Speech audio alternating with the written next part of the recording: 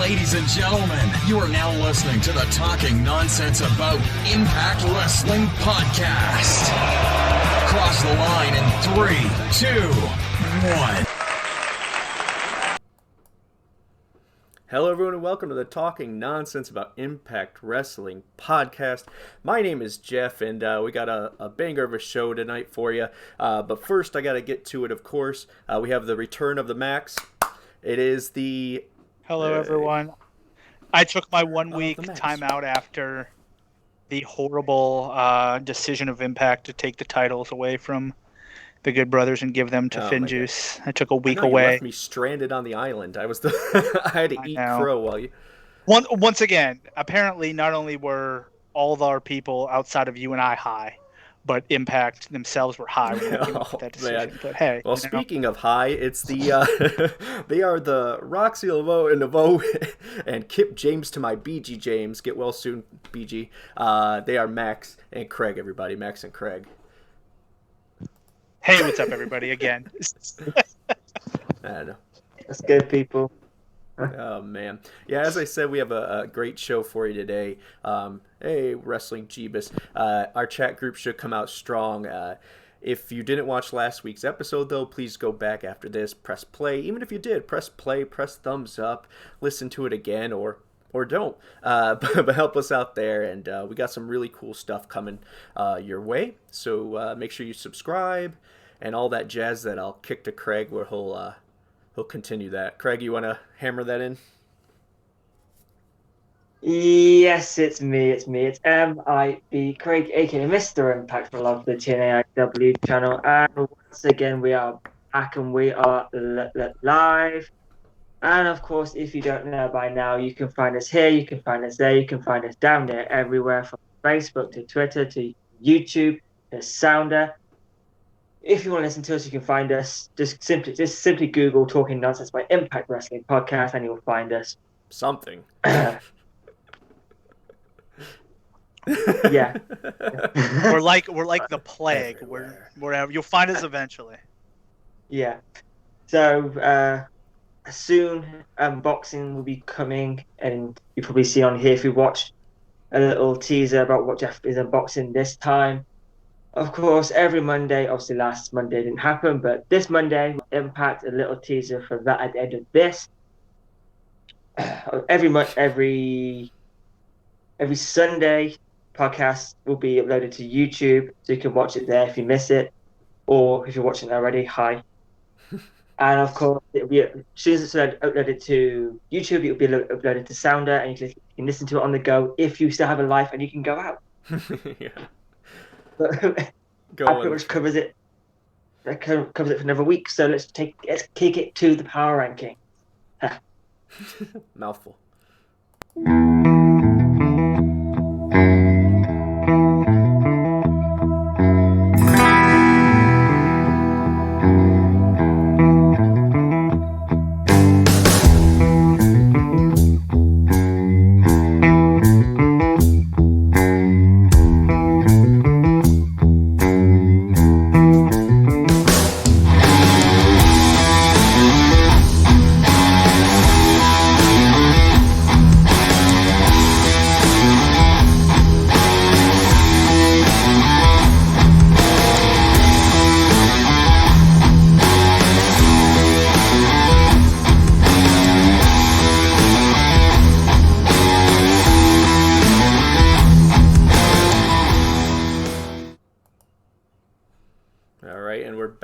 I'm gonna give you a breather for a second, Craig. let you catch up while people start rolling into the room. We'll get right into hot topics shortly, but I do want to mention you're gonna see kind of under construction things going on here. Obviously, the backgrounds are gonna change in the hey, what's up, Bert? And our power rankings are slowly changing, so just keep an eye out for those things that we're slowly doing here. We're trying to better this place any way we can, and make it fun for all of our friends that are kicking ass in our chat group. Love you guys. See you guys rolling in. So, Craig, without further ado, it's up to you, my friend. And now it's time for those hot topics. Jumping in straight in at number one is how confident are we that Andrade will be making an impact, Matt?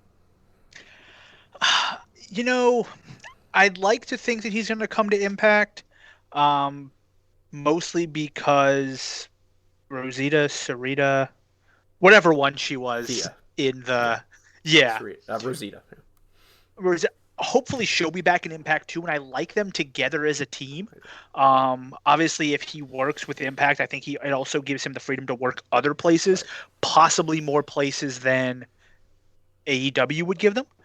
So I think he definitely is probably going to want to work in Mexico as well, just because of the his history, who he is. Yeah, just his history. Yeah, just because of his history. So I think it's going to make sense. He's going to want to work there as well, and I think Impact would allow that. Obviously, their filming schedule is super friendly if he decides to go work someplace else. So if I had to give it a percentage, I'd probably say 60%. Wow. Confident that he's coming. Hopeful wise, I'd probably, I'm extremely hopeful that he comes, but I'll give it 60% just because I think that it's the best overall situation. And unfortunately, AEW is so packed with talent. If he goes there, is he just going to be in the same situation he was in the WWE in 2 months?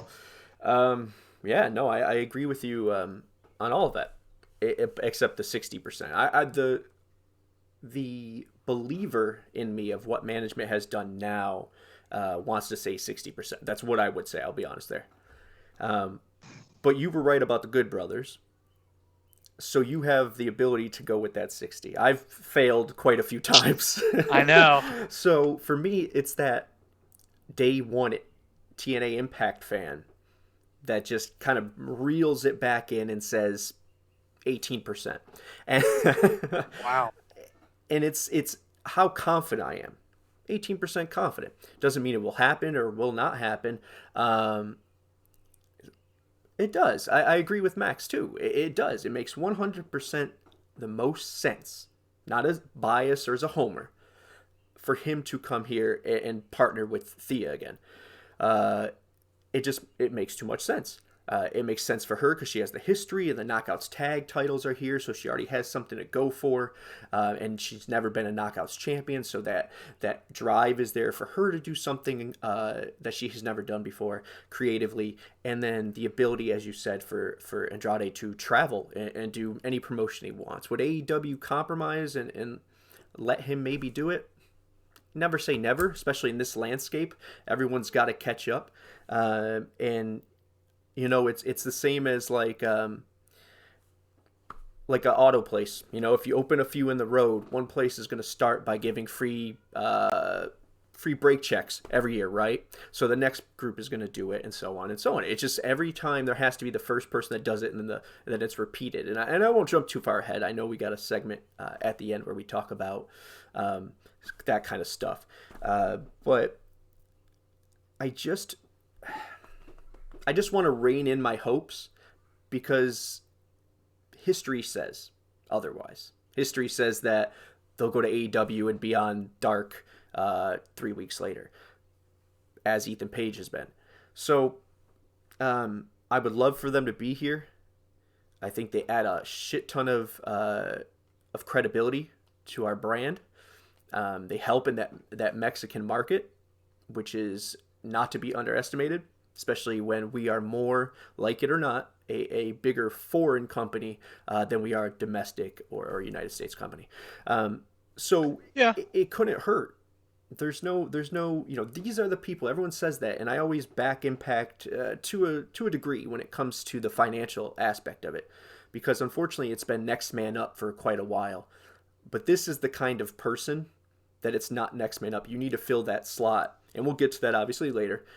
But with Andrade and Thea, that's just a buzzworthy, or as we used to say in the show before we started moving the needle, a needle mover. That is, Yeah, I also think now it's been a while since I've seen him on WWE. One, because I don't watch it that much, but two, because he just vanished off of TV. But at least when he was in NXT, I don't think his English was great, so he wasn't cutting full promos. She was the promo person, and she's great at it. So I think that I'm hoping that she still has a good relationship with Impact. I just looked it up. I mean, she just left. It wasn't like her contract expired and she left. So hopefully if she comes back, he could partner up with her, and they worked well together because, and I like when male and female wrestlers team up, and it's more than just she's a valet. Yep. Like she can go too, so she can do her own thing. He can do his own thing. It gives interesting feuds to where she has a feud, he has a feud, and now all this. So I just think it makes things interesting for him. It gives him more options. So I just think it's a really good place for him. Yeah. I agree with that. I forgot what I was going to say. But Craig, how do you feel? Did you feel confident? Is that why you wrote the question, or? Yeah, I'm confident because, I mean, you got to remember that AEW just signed Sting, Christian, Ethan Page, and whoever else. They realistically, can they afford to bring in Andrade on top of all those guys who are probably on big deals? Maybe not Ethan Page, but Christian and Sting. And they've had Shaq on there. They've had whoever else on there. You know, I don't think they can afford them right now. And Andrade hasn't been seen on WTV since, well, obviously, it was his wellness policy violation, which got him off TV. Yeah, I'm confident. I can see him coming in.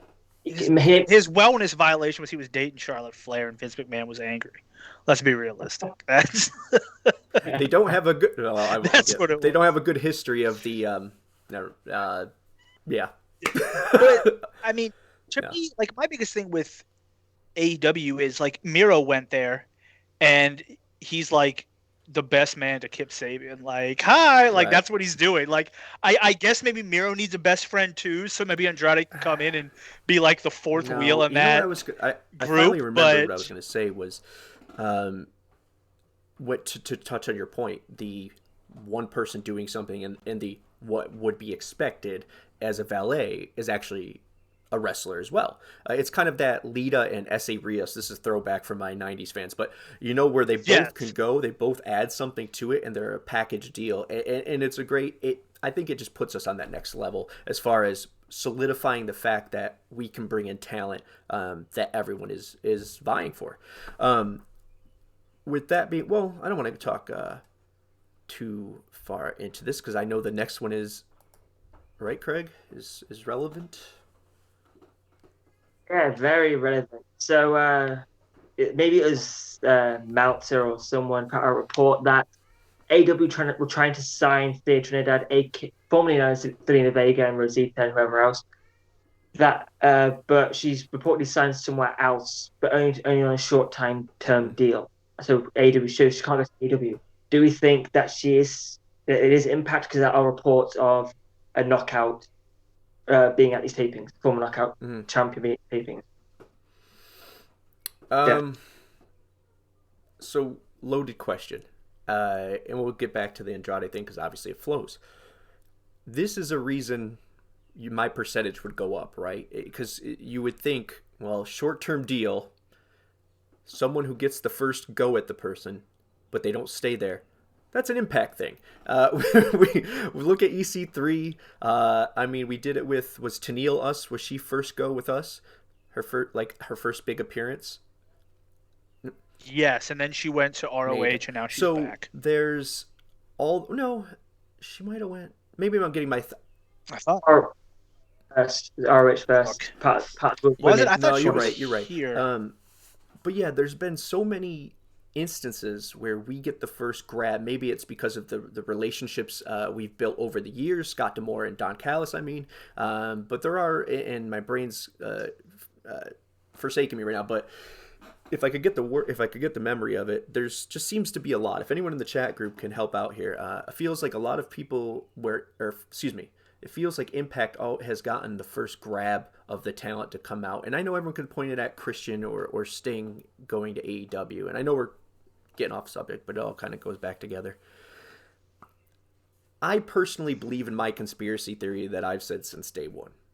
No, I don't think it's Anthem exhibitions in wrestling. I don't think AEW is Impact and vice versa, but hand in hand, okay?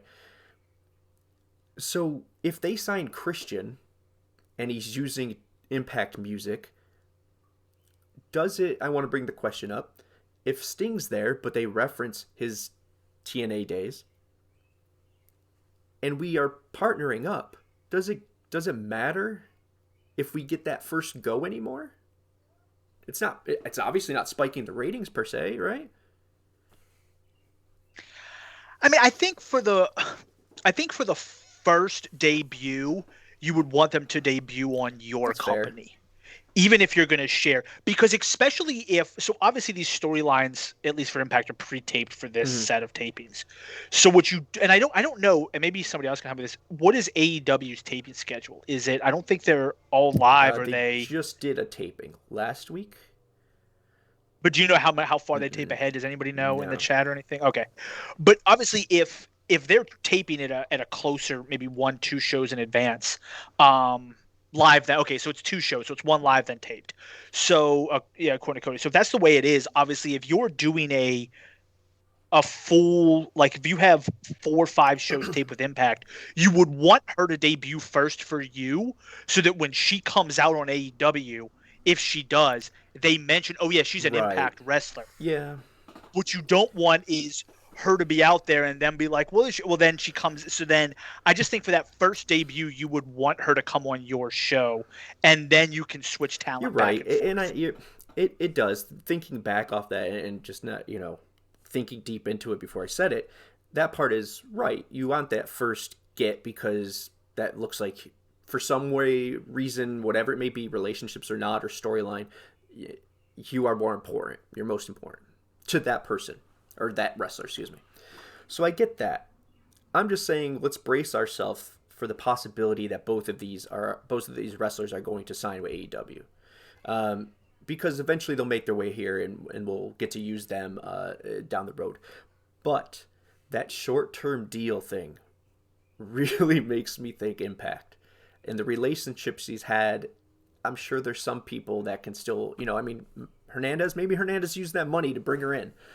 He used to wrestle with her, right? I don't know. But yeah, mystery company or someone else to answer the question. Yeah, it has to be us at that point. And I really never thought she could be, but they don't have to come as a package deal. Right? Yeah, I mean, I think, so here's the thing. If it's a short-term deal, I almost want to say it's not Impact, because I kind of feel like they would try and sign her to a longer deal at this point. Let me I get that side of it, but we have to remember we're in a day and age now where she's not begging for a job. She could stay on Twitch. So that's true. It's just like in sports, short-term deals and what the player that's thought possible, first. yeah. We'll touch on that later because we're going to do the contenders thing in each division later as part of the game. These people could now come into it and say, I only want to be here 2-3 weeks, but I'll give you the first rub like EC3 did. I want to go here, here, and here. Yeah, I was honestly thinking what AO said, or I think it was, what Cody said, which ROH is possibly a chance for a short-term deal, because I know they have the women's tournament, but unfortunately, I mean, I just wouldn't sign with ROH at all. I don't know what they're doing. I don't even know if they're on TV anymore around here. Like every week, I feel like I say I have to look for ROH, right, and then but I think I forget. Impact's. I think we're in a place right now where, if you look carefully, every company, ROH, I don't know about MLW, it doesn't feel like it, but ROH, AAA, New Japan, Impact, AEW, feels like they're all strengthening those grips. So I think ROH is going to have they had a great show yesterday, was it? Yeah. I think they could build on it. But yeah, I mean, I think Impact is definitely a possibility. I would like to see her come to Impact once again. I think she's great. I do think it makes sense, though, obviously, if she does sign with Impact, for them to be like, hey, you can't be on AEW until you debut here, just because we want that pop. You've been away for so long. We want your first on-camera thing to be us. So I think that makes the most sense for Impact. It could be a AEW. I don't think it would be some place like NWA, just because I don't think they would have an issue with her. Like they literally had their champion job out in an AEW episode. At this point, their women's champion jobbed out. I don't think they would care about it. But We'll get to NWA and stuff when we touch on. I know Corgan's coming up as one of the things. But why? And this isn't a slight against ROH or NWA or anything. When we mention this, it's just we were at that point too. Impact was there too. Why would you go to Impact for your first? We get that. I get that narrative. Yeah. Because it's true, unfortunately, and you got to call it like it is. So for ROH, I understand, but I think they're on the come up with. But when it comes to NWA, I see that suggested a lot on Twitter. And I get it's cool, and I'm not against it because it's Corgan or any other reason. I watch it when I can, whatever. But I just don't know why you would waste your debut or your first step back into wrestling outside of WWE at NWA show. So here's the one reason why you would do it. If you've been away for a while and you have some rust, I would think that if you're going to step back in the ring, I would much rather step back in the ring at an NWA show where where less people are going to see it than at Impact or AEW, where if you put on a bad first match or you're a little bit rusty, that people are going to be harder on it. If you're at NWA Power with Velvet Sky and whoever else their broadcast team is, not as many people will see it. So they may not be as harsh on you. It may give you a chance to kind of get back in the flow of wrestling, and then before you make your jump to a bigger company. Velvet Sky being on commentary. She's my girl. Hell yes. Velvet Sky commentating is the equivalent of Zach Gowen doing a drop kick. You know what I mean? Right. Fair enough. Yeah. What's up? Okay. Before we move on, I don't think anyone is stupid enough to sign with the NWA right now, so it might be NWA. I mean, they got the loaded roster of Tyrus, Crimson, and Aaron Rex. So Impact 2017. It's simple as that. So moving on. Different time changes for Impact with moving to Thursday nights and moving Rebellion to Sunday. Are these smart decisions from Impact? Max? So I actually really like the move to Thursday. For some reason, I kind of feel like AEW following Impact gives them a little, I don't want to say boost, but they can use what happened on Impact on their, like, the very next day on their show, and they can talk about it. So especially if Impact, I would hopefully eventually Impact will go to the similar to what AEW, basically 2 weeks at a time, do a live episode and then one, so you have more frequent episodes. But if you do something like that, you can now use what happens on AEW. It almost actually forces you to go to something like that, so that you can take what happens on AEW and then run with it the very next day on Impact. So I like that a lot. Also, for some reason, Thursdays just feels like a wrestling night to me. Maybe it's just because I used to watching SmackDown and Thunder and stuff. So Thursday feels more wrestling-y than Tuesday, even when, like, I'm pretty sure, what's it called, used to go on Tuesday at one point. SmackDown, I think at one point went live on Tuesday. Like, that just didn't feel like a wrestling day. Like Monday, I like Monday. Wednesday has always been kind of NXT, so good for AEW there. But I like the Thursday move. The pay-per-view moves, that I'm okay with it being at, I don't like it being at 3 p.m. That's kind of early. I prefer things at night. And I don't particularly like the move to the 25th just because I like Impact shows on Saturday. It's different. It's exciting to me. It makes it so that I don't have to, like, that's the biggest issue with, like, things like watching the pay-per-views from other companies is I work the next day. And I don't want to be up late, especially something like WrestleMania that goes into till 4 a.m. I'm like, well, shit, man, I'm not making it. So I liked their pay-per-views on Saturday. I thought it made them different. I thought it was a really good idea to do a Saturday pay-per-view. I get where you're coming from. Just like, I mean, Saturday night is the night for live good shit, right? I don't know. Yeah, like UFC's on Saturday. UFC's on Saturday night. Yeah, joking aside, the UFC. Let's talk about that. So that's why they moved to Sunday, if I'm not mistaken. Is that UFC, which is actually a decent card, surprisingly. I don't keep up, but I know the chat has kept up on it. And they're on Impact. What's that? Impact aren't stupid. They Yeah. know what they're doing. Yeah, and that's what I want to get at, is these frivolous little things that everyone dissects, and I mean, obviously we do as well, because that's what else we can talk about. And it is a narrative that's out there. Oh, well, they're moving, they're running.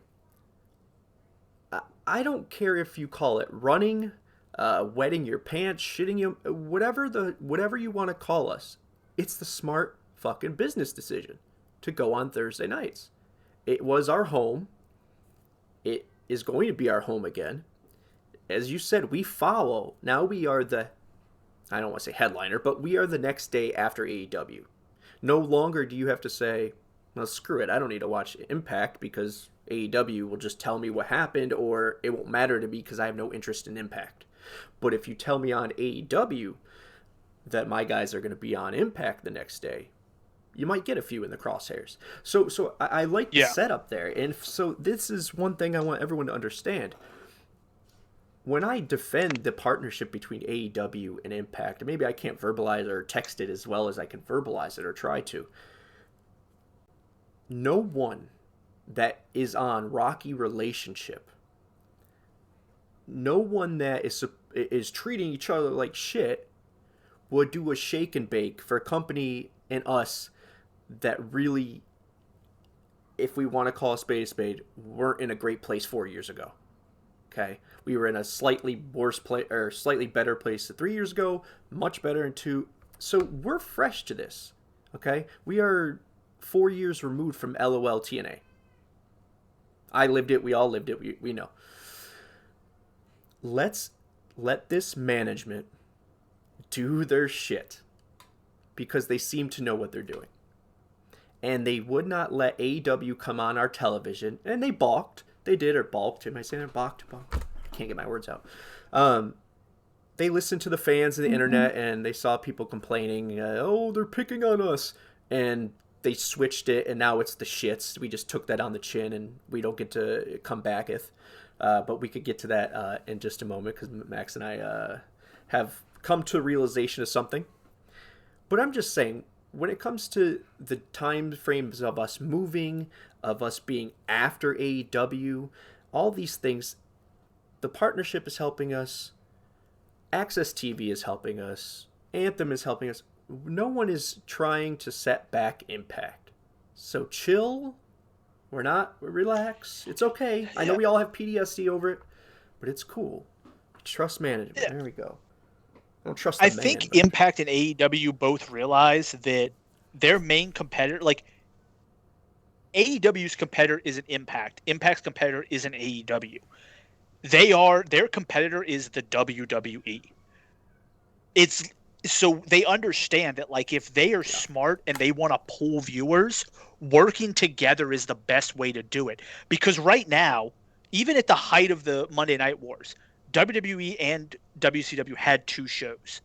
So if you keep AEW and Impact as your 2 shows, you can basically battle WWE, and that's what you go for. You don't try to take each other down, because that's just going to cause issues. So I think they're going to work together, and they're going to do what's best for each other. It's the reason why they're partnering with that's the reason why they're partnering with New Japan. It's the reason why they're partnering with so many other companies, because they understand that at this point you group up to take on the giant that is the WWE. You don't fight among each other. And I'll use that too. I mentioned this to Lucha last week. Let's be honest here, with the high school gym shows we were doing, or whatever, from Destiny, all these other little small promotions, we were doing that as a slingshot because we didn't have the damn money to fill enough content. That's the fact. Yeah. Okay, so we used the little minor groups to do that. That's part of Billy's problem as well. I think we strong-armed him when it came to some deal, or to working with them. It's just that we are in a place where we have used so many companies to help us go forward. Why would we stop doing that now to say, AEW, you are our It's just not gonna happen. Yeah. So as far as the dates go, I'm happy with it. It makes sense. I feel a real partnership is going to emerge rather soon. Number 4 is about Corgan. So do you want to touch on your AEW revelation? And I'll yeah. Yes. So first off, I want to say, Geoff, that if I am ever cutting a fire promo and you see 2 guys walk up behind me about to kick my ass and you just turn your back and let it happen, our friendship is over. That's fair. Because that is 100% what Don Callis did. Kenny was cutting his promo. That shit was great. And Don Callis is looking and sees those 2 people coming up behind him, and he just turns around and lets them beat the hell out of him. Sorry, I'm not knowing to you. One, real quick, I got to address Cody's thing there. Cody, you could spin it that way, buddy, but we needed them.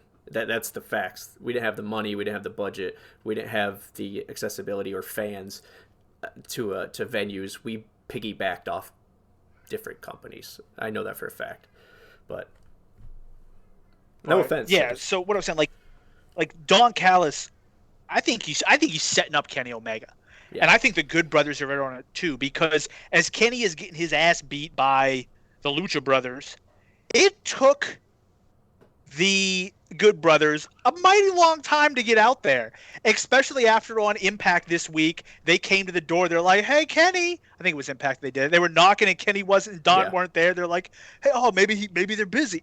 Like, I think Don Callis and the Good Brothers are playing Kenny Omega, because even at one point during AEW this week, Don Callis was shit talking Tony Khan, and Tony Schiavone was like, "He pays your bills," and Don Callis was like, "I don't work for him, I work for Impact." So I think that Don Callis and the Good Brothers are working Kenny Omega over, and I think they're going to turn on him when he faces Rich Swann. So, because if not, Don Callis just doesn't like Kenny Omega and just let him get his ass beat, because he didn't say a word. I think, guys, and this is what Max and I have been talking about, and I didn't believe him per se, but that thing with the Lucha Brothers, and if it was anybody else, if it was Pac and insert person here, or the Butcher and the Blade, or I wouldn't be agreeing with Max. But the fact that they were former Impact wrestlers, tag team champions, heavyweight champion, and then Brian Cage agrees with Sting all of a sudden, right? He walked out, he agreed with Sting, right? I don't know what happened past that. Honestly, I missed this week's in full.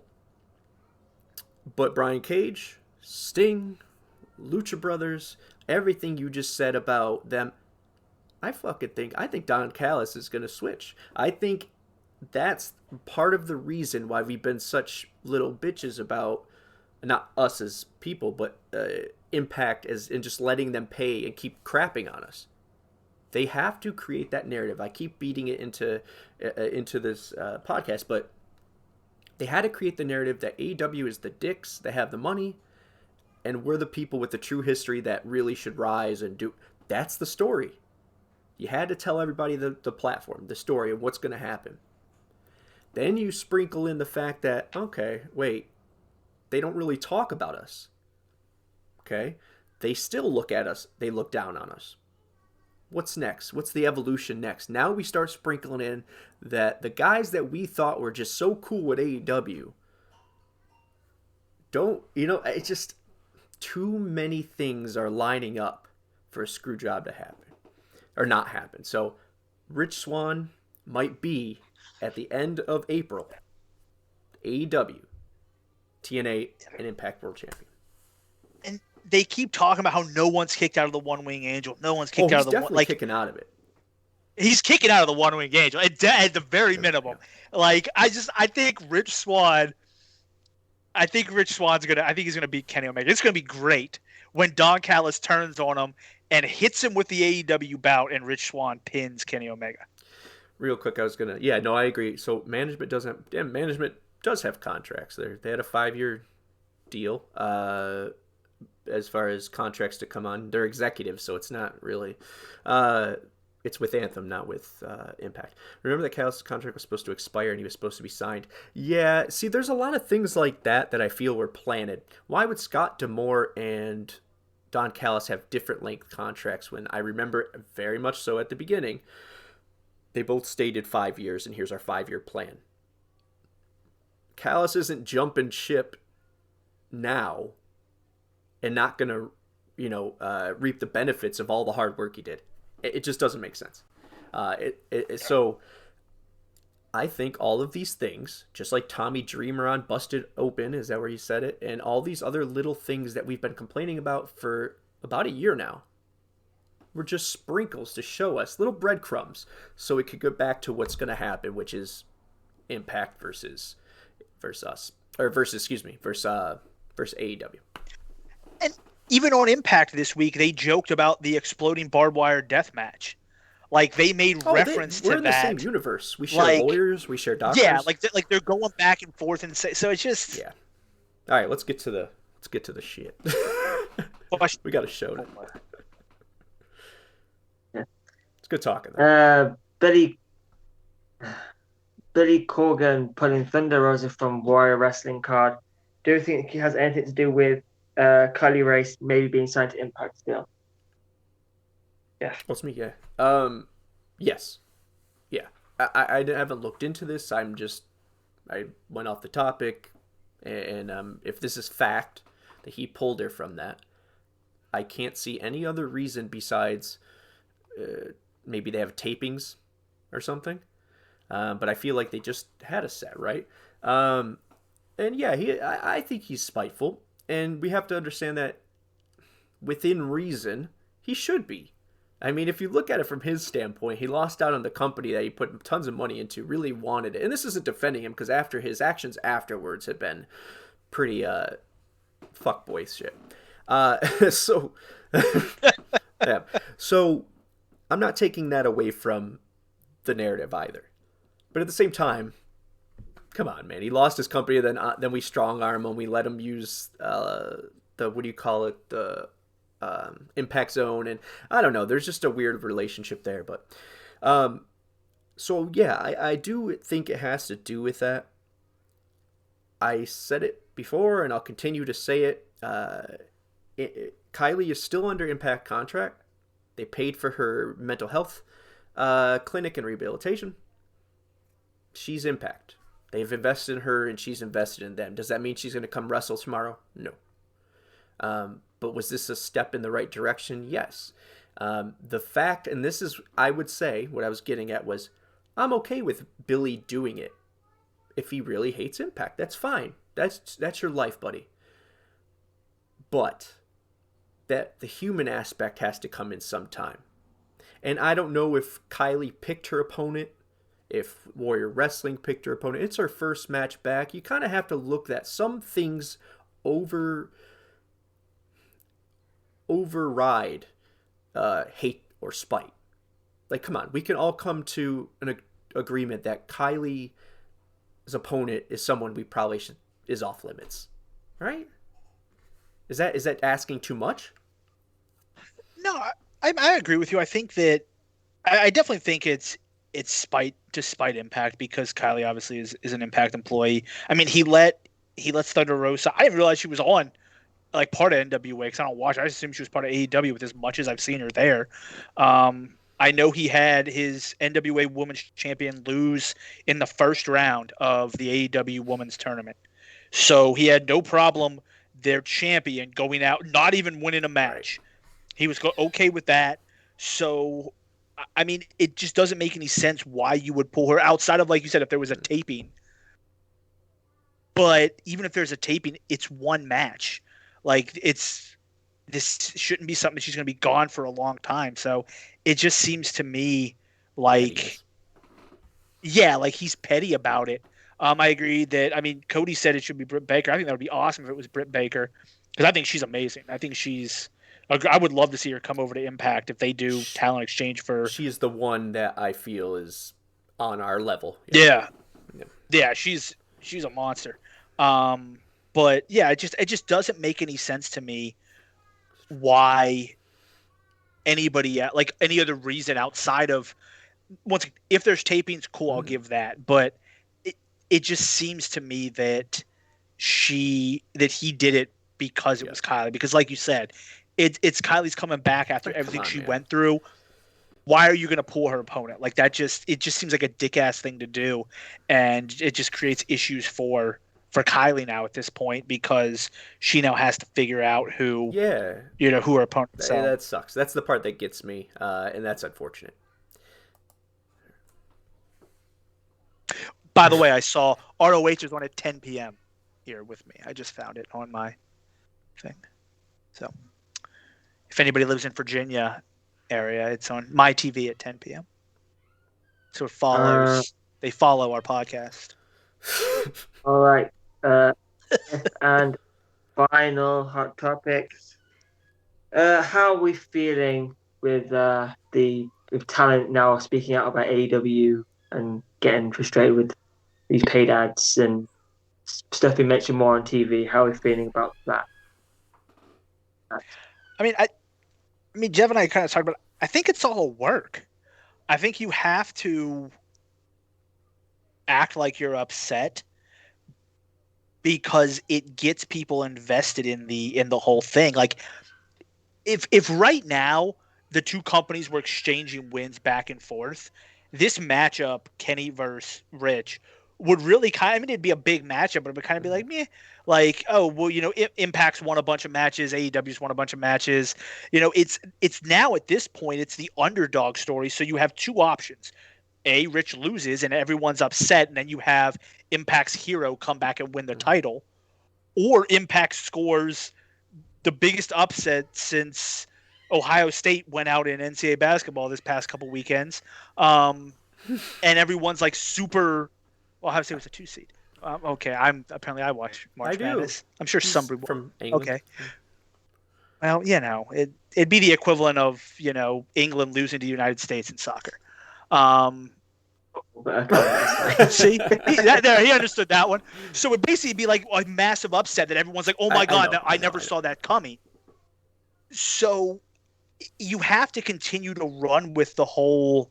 Like everybody's upset about what's happening because it just builds the greater storyline. And the wrestlers, when they're supposedly out of character, like getting upset about it, just adds that much more fuel to the fire and gets people more invested in the eventual end of it. It's going to be one giant payoff, at least. And I agree with you with this. It's going to be one giant payoff, and the more they build to it, the more interesting it's going to be. And what solidified it, and I won't go too much in this because we just talked about it for a while, and we have that thing with Collins we want to do too. The state of Impact. The more I thought about it, there's one reason that I could only imagine when I would defend it, that Impact would make it to AEW. Not forcing it, but legitimately in my head, this is the only way I thought it worked from a storyline purpose, was that they never mention us because they're beneath us. If two guys are wearing championships, it's hard to not say Impact Tag Team Champions, right? So they're not going to mention us because we don't do anything for them. So then we have to kick the door down. I kept saying that. We're eventually going to kick the door down. But when does that start? We've had that opportunity. Sami Callihan could have been the reason for the explosion or the lack thereof. But there's been opportunities where we could do little things. Wonder if it's our guy winning the AEW championship. No one would see that coming. And no matter what we say about Swann's charisma, lack thereof, character, lack thereof, the dude can go. He is in that Bret Hart stage right now where he could go in there and have a match with anybody. It will be good. You're looking forward to it. But he needs to develop that other little piece. I think we can all agree on that at least. So him versus whoever you put him against over there, just like whoever you put Kenny against over here, is a 5-star potential, especially if it's on AEW, match. So, I think we all just need to be patient. I think there's possibilities that we're not even looking at, and don't get worked by the work. Don't get worked by the work, brother. Craig, what's your last word on that so we could get to the commercial here? Real quick. I want to say one quick thing about what Wrestling Jeebus said about Kenny winning it and it causes an Impact invasion. The only thing about Kenny winning it is Kenny's like a heel in AEW, right, he doesn't fly the AEW banner. Like, he shit talks AEW with Don Callis just like they shit talk Impact. So Kenny winning it is basically like, I'm just better than everyone.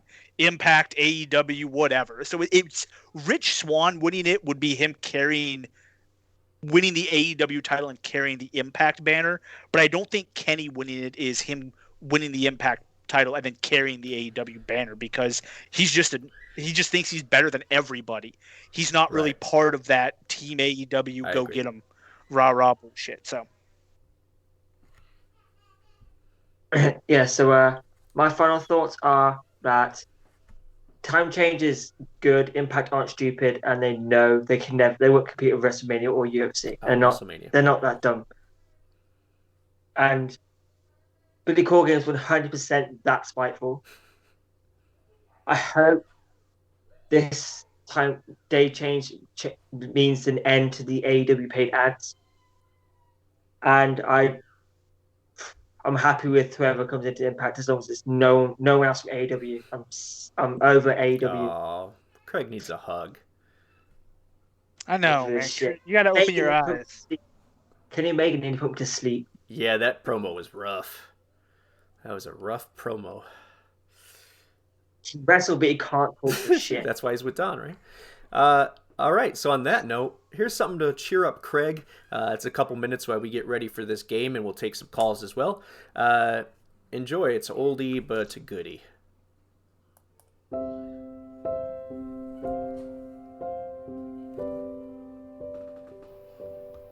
Hi, I'm Geoff from the Talking Nonsense About Impact Wrestling channel. If you're anything like me, each and every Tuesday on Access TV, 8 p.m. Eastern, you watch Impact Wrestling with great excitement. And yet, a little trepidation. Although we have risen like a phoenix, there is one void that remains to be filled. Lucky for us, you can help me solve our problem. You can fill my void. By joining our efforts and donating as little as 99 cents, the Sabat Foundation will continue the charge in securing what is rightfully ours. With more information on this, we throw it to Craig. Thanks, Geoff. A war is upon us, ladies and gents, and if you too would like to be on the good side of history, we implore you to donate now. Head on over to GoFundMe and simply search Get Our Tunnels Back from AEW to do your part. Every last penny of profit will be, with complete transparency, offered to Mr. Khan in the hopes of retrieving these hostages. As a thank you, for every $5 you donate, you will receive a raffle ticket that holds a chance to win a limited #SellUsBackOurTunnels t-shirt. So what are you waiting for? Go to GoFundMe.com/F/Sabat now. These tunnels cannot speak for themselves. These tunnels cannot cross the line on their own. Help us bring them home. Help us make an impact. Donate in the next 20 minutes and receive a big thank you from the TNAIW crew. All profits will be offered to Tony Khan and AEW in full. If the offer is not accepted, or Impact doesn't go away, proceeds will be given and spread amongst other content creators. Impact, enjoy. Thank you. All right, we're back. It was a good old sell us back our tunnels ad, which I hope they do. Hope maybe that's what they'll do. Lethal lockdown, winner take all. Give us our damn tunnels back. And to Santana Ortiz. Yeah, respect whoever said that. All right, so Dr. Evil, is that what we're doing now?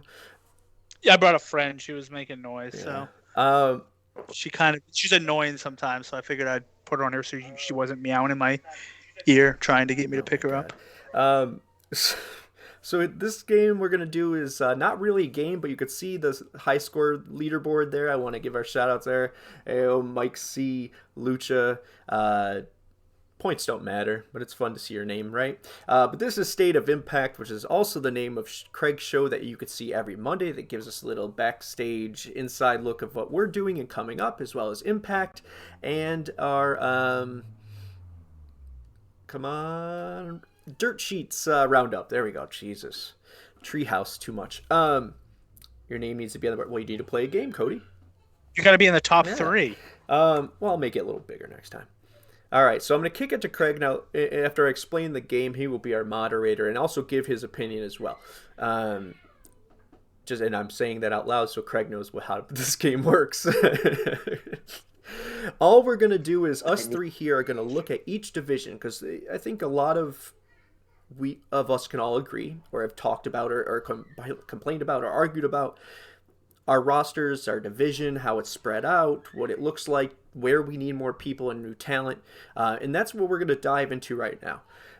So it's not really a game per se, but we're going to go division by division.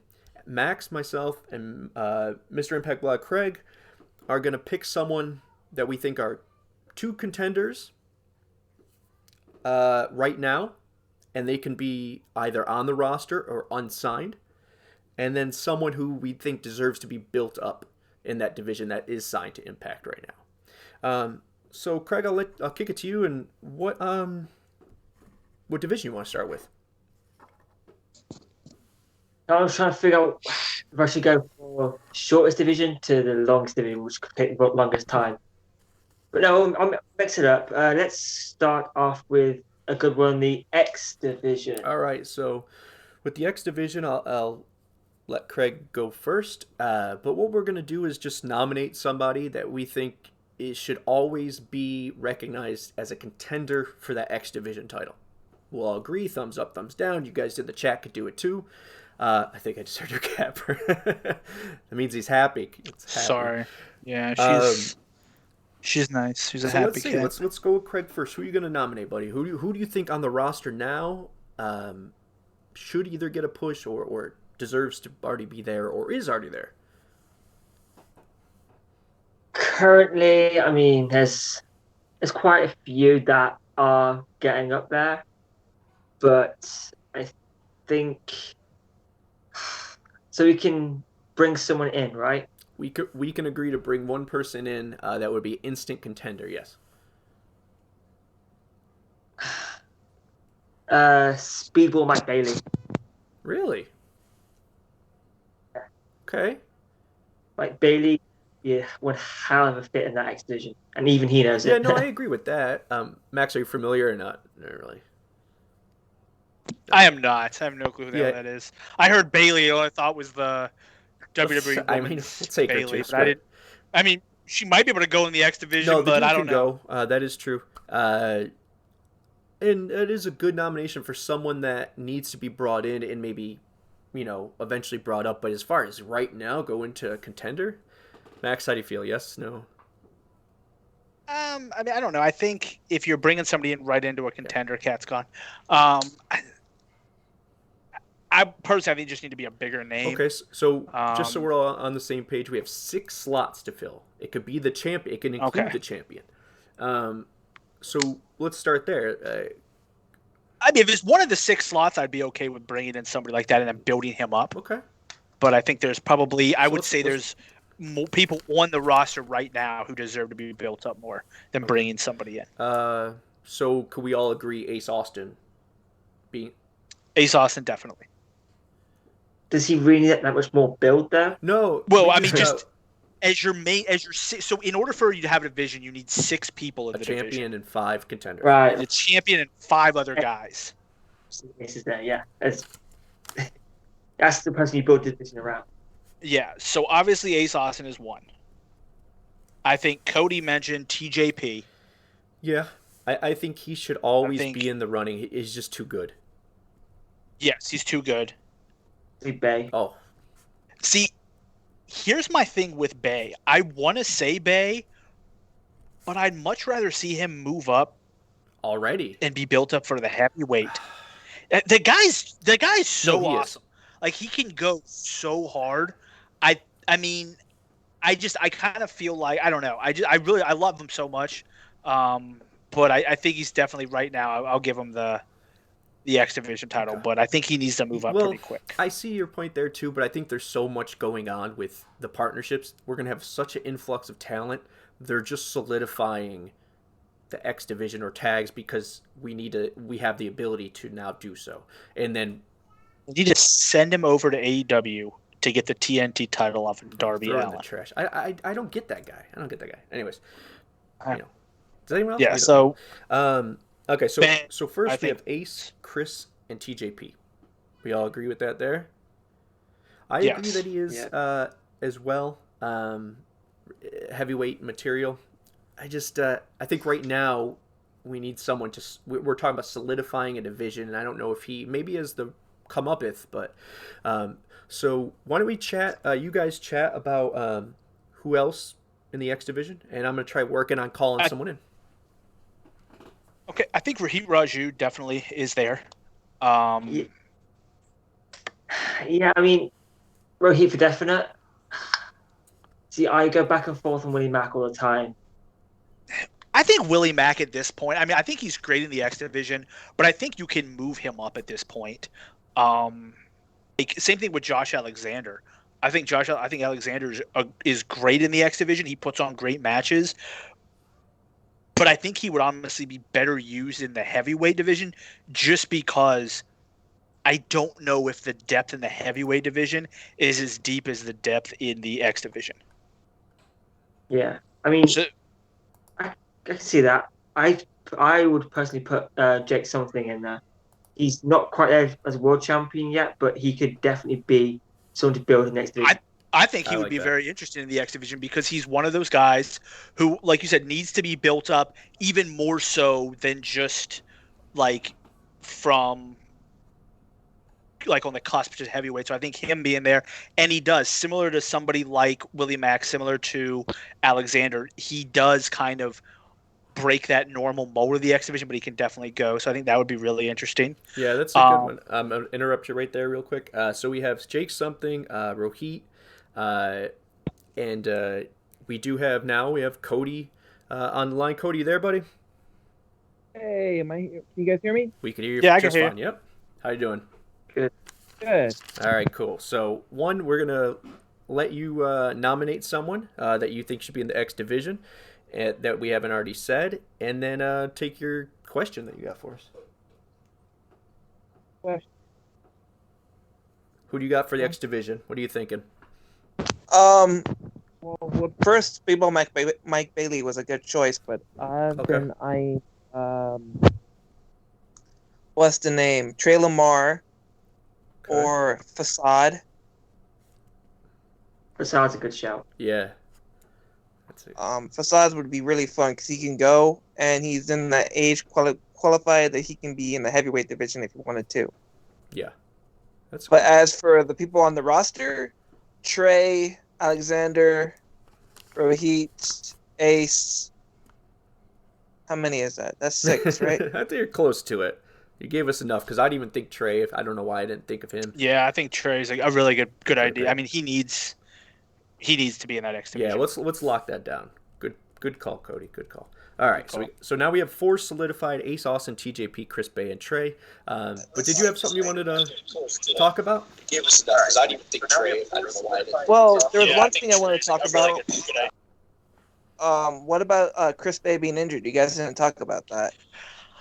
I mean, it is definitely a concern. I think in this particular situation, we're just talking about overall. I don't know. I know he was injured. I don't know how long he's going to be out. Have you heard anything about length of time? I just heard Iceman talk about it, and then Bay I saw on posted Twitter. and cleared. Oh, that he was cleared or isn't? That he's uncleared. Yeah, that he's He's not not- clear. Yeah. So I wouldn't worry about it just yet. Until I don't think it's been like we haven't been told what kind of injury it is, or has he mentioned that? Am I mistaken? No. no, So- yeah, nothing that I've heard. I just can't see them if it's something super serious, not making that part of something like, like, hey man, well wishes to, like, I just feel like they would go out of their way to not make it a storyline, but at least, give him some love on the since he's gonna be out for so long. So I would imagine that it's gonna be a short period if they're not going to that extreme, right? Yeah, that makes Yeah. sense. Yeah. Unless it's going to affect Rebellion and everything, I wouldn't worry about it just yet. That's a good point as well. Maybe hopefully he does have a match, because if a lot of eyes are on us, we obviously want Chris Bay there. But I don't know. You got anything else you want to mention, Cody? You got a couple more minutes allotted to you. No, I think I'm good. I can't fly like that. I would have to. We're gonna give Cody 500 points, and we'll make sure we put him on the leaderboard. All right, 500 points to Cody. Woohoo! Sorry, Lucha. Mission accomplished. All right, Cody. We'll talk to you later, buddy. All right, sounds good. All right. Easy. So, Critical Sting 17 mentioned Chris Sabin, depending on how long Shelley is out. I definitely think if it turns out that Shelley is out for a long time, and Bay is going to be out for a long time, I definitely think Chris Sabin being added in there would be interesting. I also think, obviously, with your New Japan connection, you can either bring in Kenta, or you can bring back Ishimori, who is part of Bullet Club as well. So I think one of those two would be interesting to add in. Yeah. Just because it gives you a New Japan guy into your thing. And I think that's farther down the road if we look at, like, who is AEW going to send as well. But as far as Phantasmo as well. Oh yeah, that's good. Are we good now? I would say I have a feeling that even if Shelley comes or doesn't come back, Sabin's going to be on to something different after these tapings anyways. I firmly believe that AMW is coming back at these tapings, if not this coming week. That's my opinion. No, I don't have any inkling as far as someone giving me tidbits, but I think that's possible. Andrade would be amazing. So would Kenta and Ishimori. But, as far as what do we need as a company, I think you can place in with those last two spots. You could place in Sabin, Rohit, Jake something. Crazy Steve even. Even though I don't really like him in the X Division, but he could fill in and be credible. Yes, exactly. So I think we could fill those with Rohit and Jake something. Yeah, the X Division is definitely just the deepest division in Impact. I almost said TNA. Well, let's see. In Impact right now. Like, they have so many people who can fill it, even tag teams. If you don't, someone else mentioned Adam Thornstone from Reno Scum. Like, they have people in a tag team that obviously may not necessarily build up to contenders, but if you're looking for solid matches in the X Division to build somebody up with, you can put people in there and really do that pretty easily. Speaking of tag, Thornstone. What's that? Thornstone is the guy you push from that tag team. Yeah. Yeah. I mean, I agree. Unfortunately, I think because of how weak the tag team division is, how few tag teams there are, let's get into it. Yeah, but we can go to the tag team division next if you want to. Yeah, start. I just think keeping tag teams together is what you want to do. Like, you have, obviously, Finjuice, who are the champions. But we want to include them. They're not going to be here for the long haul. I mean, that's true. So if you remove them, you've got because we're looking Good Brothers. Good, there you go. I would put a couple of on there. I can't see them. I was kind of feeling that they're obviously not 100% committed to Impact. I think they are. I think they are. To Impact because AEW's deal ran out. They didn't sign with AEW in time. No, I think they came to Impact because it allows them to work multiple different places. They can work in Japan without any issues in Impact. Yeah. I don't think they'd be allowed to do that in AEW. I think AEW would be much more controlling of them going to Japan. I think Impact would be like, as long as you guys show up for 3 days to tape, you can go to Japan and do your thing. They're 100 part of Impact. Are they showing it right now? No. Is their deal a little different than the norm? Yes, because they have that power yet again, so they're able to do what they want. But they are the first wrestlers. I mean, we had Ethan Page in them here who wouldn't even put Impact in their bio. These guys fly the flag. But does that mean they're using they're wrestlers? This is, I don't. What brings you to that? What brings you to that conclusion? If they were going to sign with AEW before Triple H came in with a big offer for them, if that hadn't happened, they were going to go to AEW. Right. And for some reason, when they released AEW aren't interested anymore, then the really Impact come in. Then they get to Impact. If AEW had offered them, I think they would have gone to AEW over Impact. Had it been offered to them, it's possible, but it wasn't. Yeah. Scott was the first one that reached out. There was obviously a burnt bridge there between. You got to remember, there's 6 execs there. Okay, so he burnt the bridge with Tony, and they burnt the bridge with Cody, because Cody obviously is the odd man out here all the time, who obviously doesn't want to deal with Impact. I just get that vibe from him that he's just above us, which sucks, because I really like the Rhodes family. But so you have to figure they're good friends with Omega. They're good friends with the Young Bucks, who aren't going to hate on anybody. I think there's more voices in there that it's more likely that they chose Impact because AEW wasn't a viable option. Plus, they really love Scott and thought the deal fit them. I mean, they got their own show on a network. Are they going to get their own show on TNT? No. So we could get into this all day, but I think just the doors were smoothed open while the Good Brothers were in Impact, or are in Impact. It just took that to the wheel and deal for that to happen. I really believe that. Yeah, I mean, I hate to say it. I think most wrestlers, as loyal as they are from Impact, if AEW is like, if you're leaving WWE and show A gives you the most money, you're going to go to that show. Just because it's, at the end of the day, you're wrestling as a profession. Like, that's the reason why people go to WWE. Because in the end, they can take care of their families. Like, unfortunately, there's no glory in wrestling in school gyms until you're 75 years old. Until what's his name? Mike Johnson. No, the thing that we were watching, Dark Side of the Ring. I don't know. One of them. Yeah, every wrestler from the 80s. Below. Yeah, like until you're 70 years old and you get beat up by every wrestler from the 80s. Oh, like seems we're joined. Yeah, like New Jack. Thank you. Yeah, exactly. Who is that? New Jack. Thank you. Yeah. We're getting a little feedback. Whoever just called in. Please mute us. Getting a little feedback. Whoever just called in. Okay, well, I had to mute you. Well, yeah, I was thinking the New Jack and Gypsy Joe thing, where you're 75 years old and New Jack just kicks your ass all up and down the. Yeah. I know what you're talking about. Hey, real quick, just so we get this settled. If you're calling in, if you're still there, but I'm gonna unmute you, but you got to mute us so we don't pick up the reverb, my friend. All right, let's try this. Hold on, Can you guys hear me now? Yeah. There we go. What's going on, you guys? Hey, buddy. Good to hear your voice. Hey, yeah. Finally made it to your show. Yes, sir. So let's start with the tag titles. Let's go there, and then who do you think's an instant contender that's in Impact now or in the realm of Impact? And then we'll go into your question.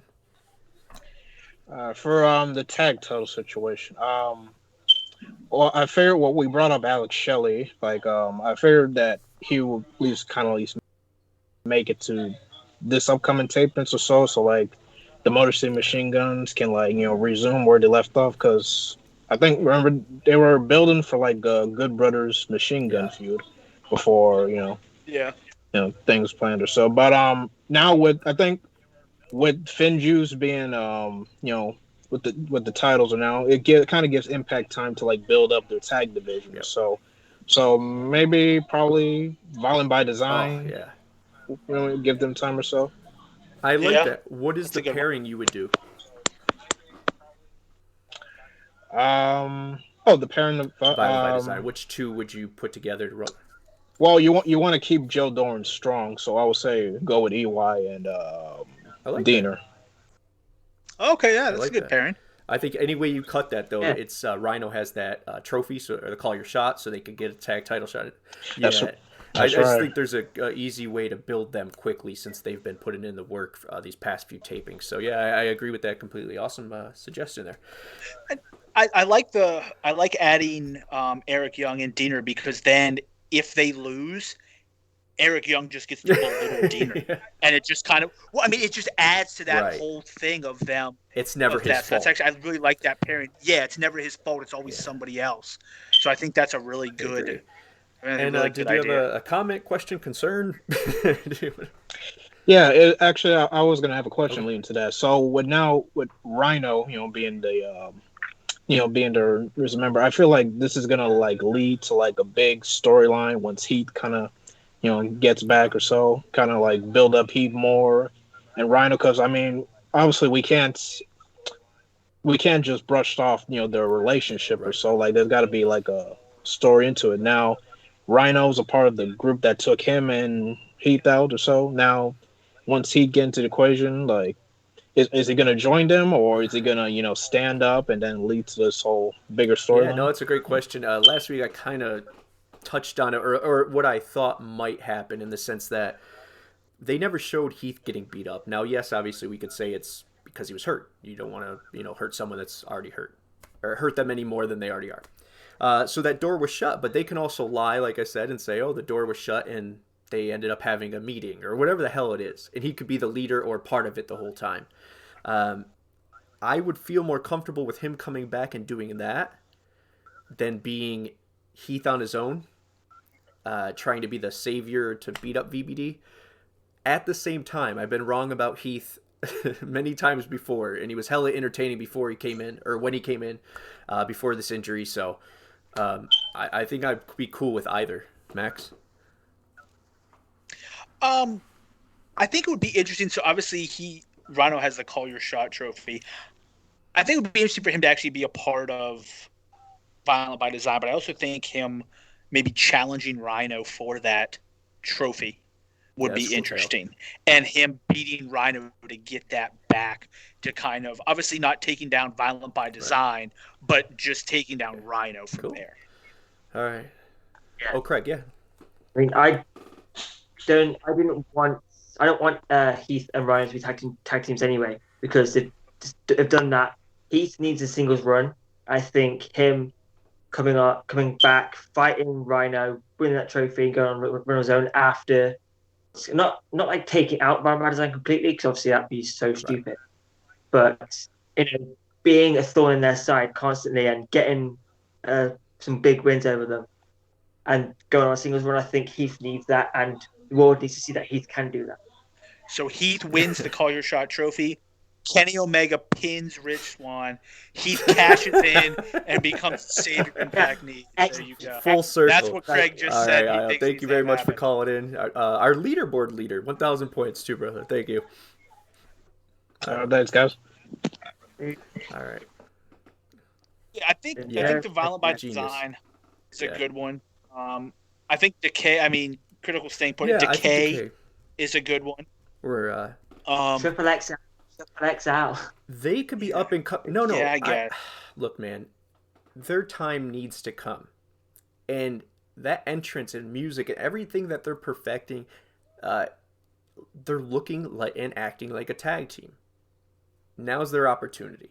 When this, like he had said, it's FinJuice being the champions. This is time to build it up while they're gone.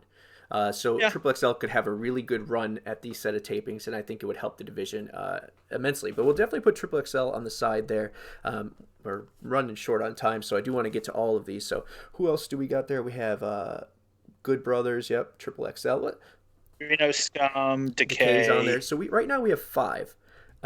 Good Brothers. I think Motor City Machine Guns. I would like, obviously, for America's Most Wanted to come back. I think that's the best. Here's the thing is, major.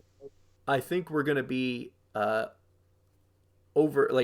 overwhelmed with the tag division becomes at this next set of tapings. I really still believe that the Wolves come, and I still really believe that AMW does.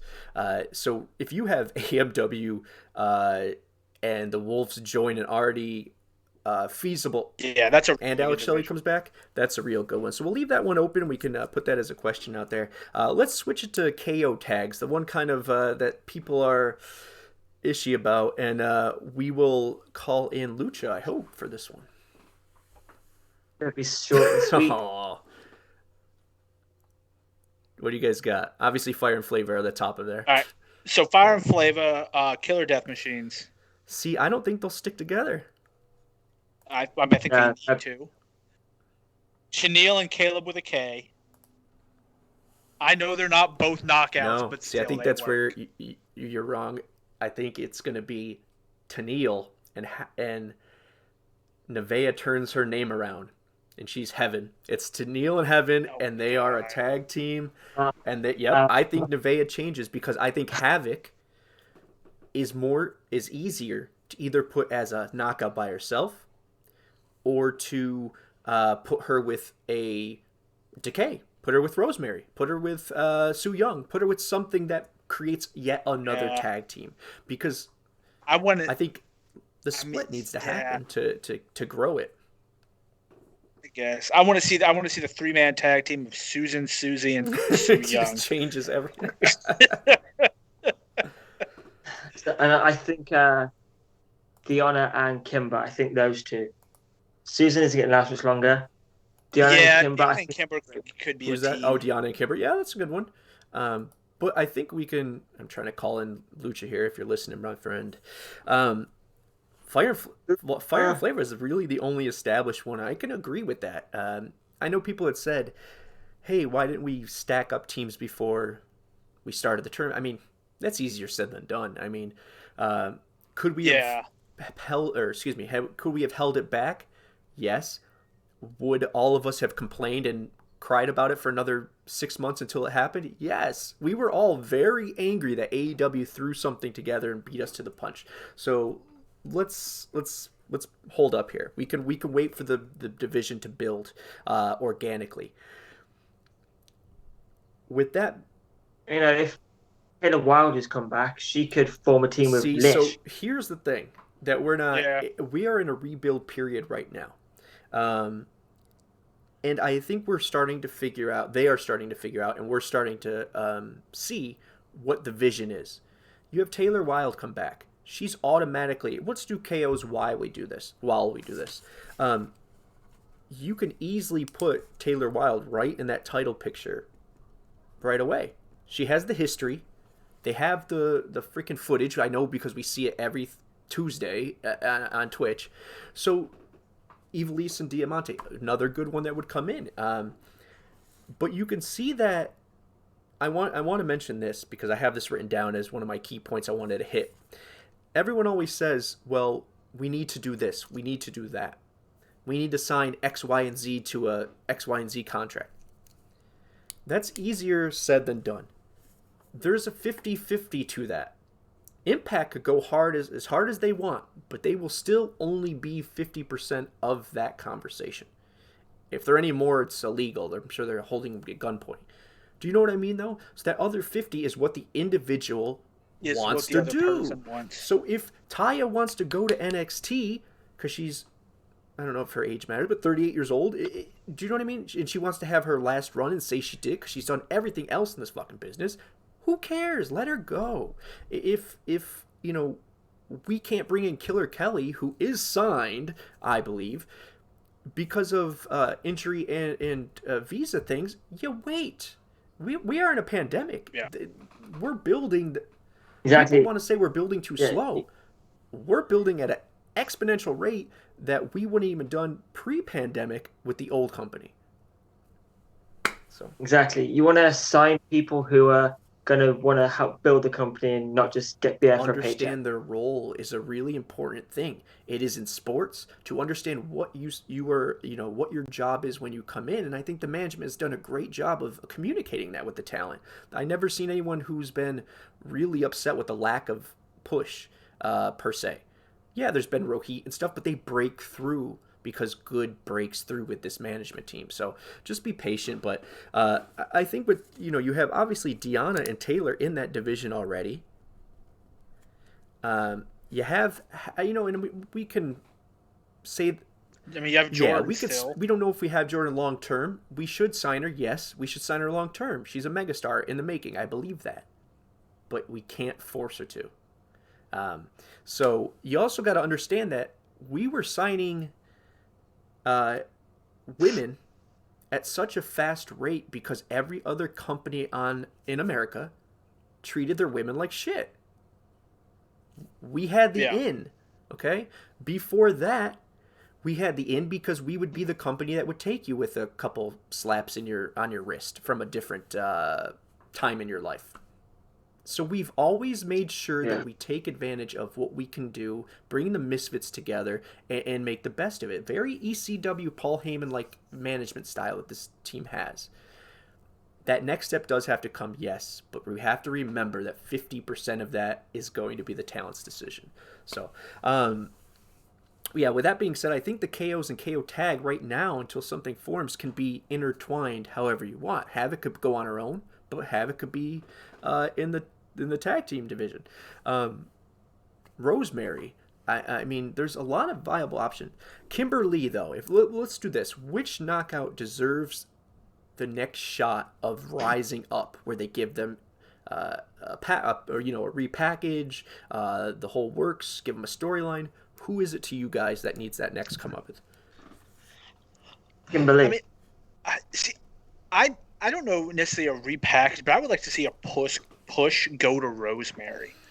I think her, like right now, Deonna kind of has that untouchable aura around her. I think the craziness of Rosemary could kind of crack that, and I think she would be interesting with an interesting title run. I like that. I think the thing with Rosemary has always been there's been a couple things. Injury, 1. 2, mental health confidence. We all know that. She talks about it openly. So I think there's a lot of play for her that start in whatever her push. But there's no denying the draw power of Rosemary. I think another thing is her wrestling, although I enjoy her immensely, isn't Deonna level. I think that's fair. Oh, yeah. I don't think a lot of people are. But we need another, and I think Rosemary definitely needs to be on this list, but we need somebody who can go, because that's what we're missing. We had Jordan and, Jordan and Tessa, for better or worse, and Gail came back for that little thing. We had women who could, that was always our thing. And it's not that we don't now, it's just that we're not investing in one to say, here you go.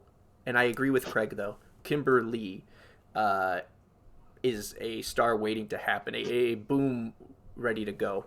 So I hope they light that ignition and let her run with it. All right, I do want to get to the heavyweight title. Obviously, I can't obviously call Lucha, but I think we have one more caller here that Craig lined up. If you get a call from us randomly, answer. Just answer and say hello.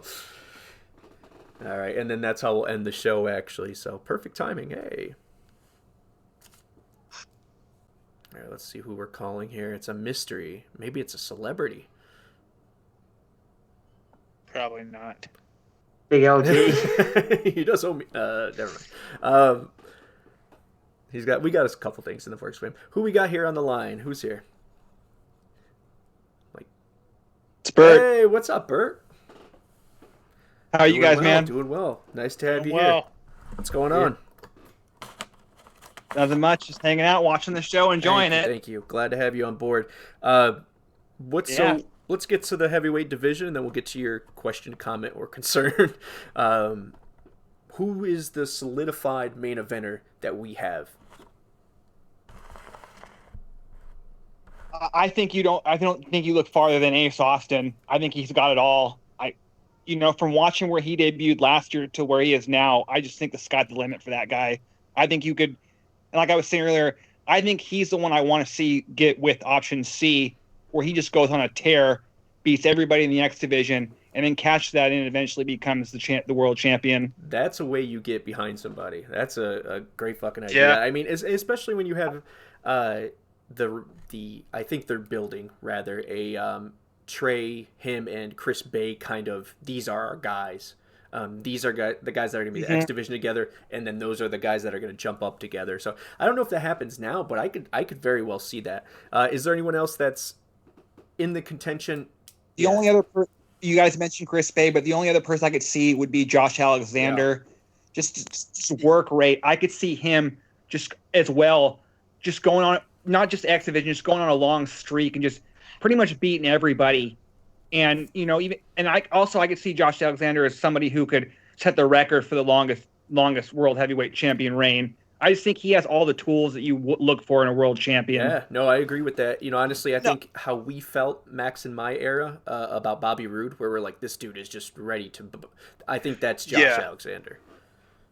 I agree.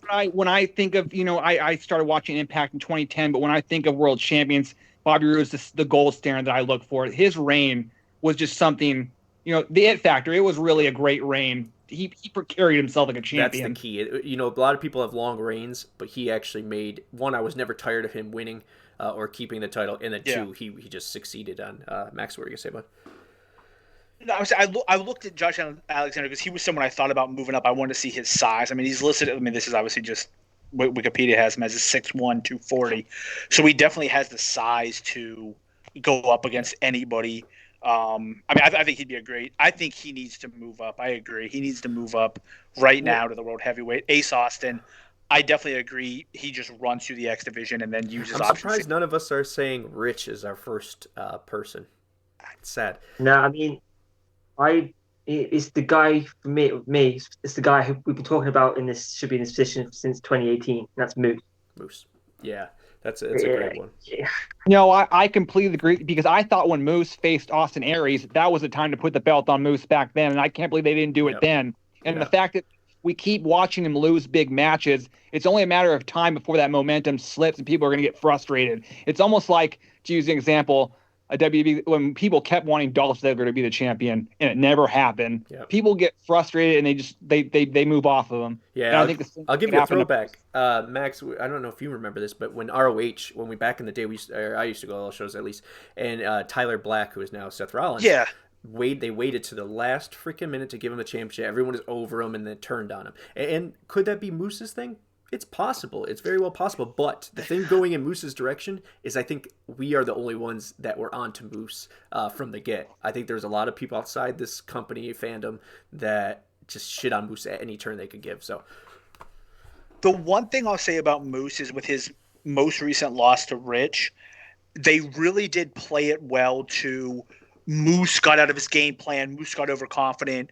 So I think you can at least run with that to where when he comes back, when you start to push him, it's not you were better than me. It's I got in my own head. I made a mistake. So I think it works. Yeah. But I do agree that if they have one more shot, if he loses his next big matchup, I do agree that at that point he's done. Like you really have to almost break him down and then build him back up before people or people turn on it. I agree.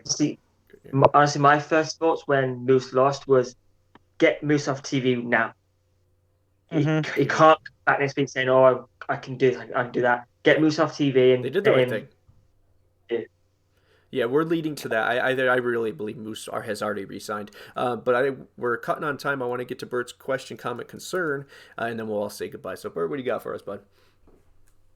My question is, you know, with everybody coming back to Impact, all these legends, I want to know which legend would you like to see maybe have another run at a world champion? Like I didn't like the way Eric Young's last title run ended.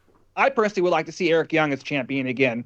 Not saying now, but I wouldn't mind that. So my question would be for what legend would you like to see? It could be a knockout, any division, come back and have another run. Awesome. Yeah, no, it's a great question, Bert.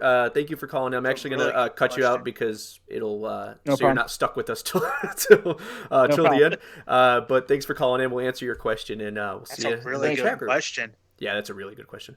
See, I've had mine in mind for years, and it's James Storm. The way he went out was bullshit.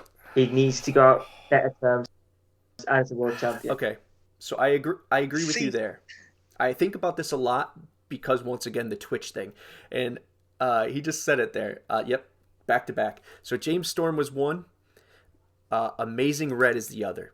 Because you see that Amazing Red only having, one? No, he might have 2 championship reigns. I think he had one short one at NWA TNA for a couple weeks. That guy, every time I watch Twitch, is only winning because Lashley distracts Joe. And that's fucking horrible, man. Give Amazing Red a go. I know how we could... he's the legend. To touch on this Eric Young thing before I pass it to you, I thought that if Eric Young never came back and the first title reign was what we remember, I would have been mad. I was mad. But then he came back with this personality, won it. I think that rectified it. I don't think we need to go back to that. But I would not be mad if he held it again.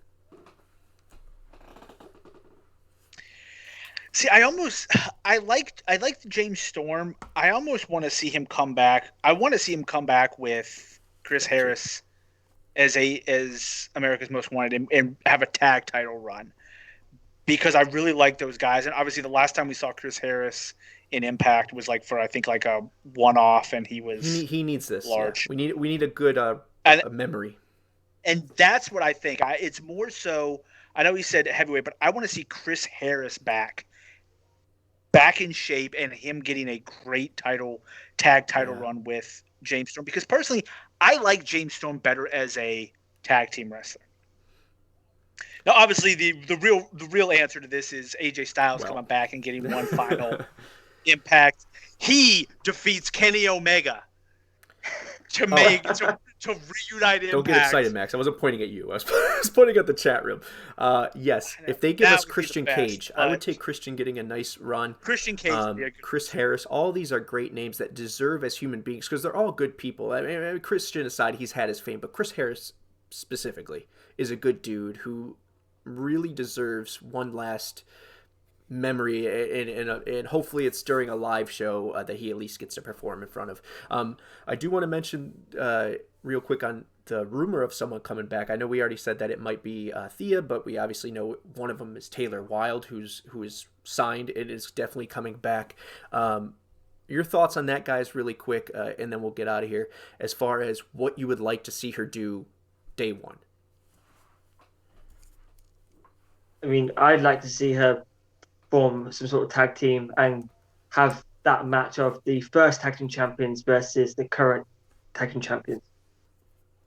I would like to see her go right after Deanna, just because I feel like the Knockouts division, although they have a lot of talent there, they haven't built up many people. It's kind of like they've lost a lot of their people who were built up. So I think bringing back a former champion, you can instantly put her right into a feud, and then with Deanna, and then it allows you to build your next. And that's what I agree with completely. I think that's where the use of veterans of ODB and Jazz comes into play in two ways. One, you're letting your youth have time to develop into what you want them, package them how you want to, let them understand, what you're looking for, or get in shape depending on who it is.